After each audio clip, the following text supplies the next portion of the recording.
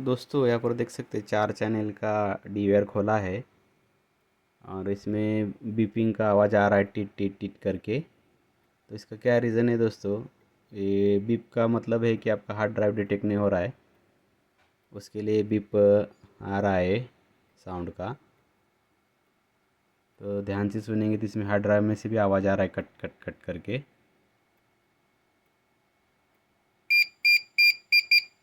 ये देख सकते हैं बीप आ रहा है, इसका मतलब हार्ड ड्राइव डिटेक्ट नहीं हो रहा है। हार्ड ड्राइव में प्रॉब्लम है आपके। ये हार्ड ड्राइव अगर चेंज करेंगे तो ये बीप वाला प्रॉब्लम सॉल्व हो जाएगा दोस्तों। ये हिकविजन का 4 चैनल का एनवीआर डीवीआर है दोस्तों। वीडियो अच्छा लगा तो वीडियो को ज़रूर लाइक शेयर कीजिए दोस्तों।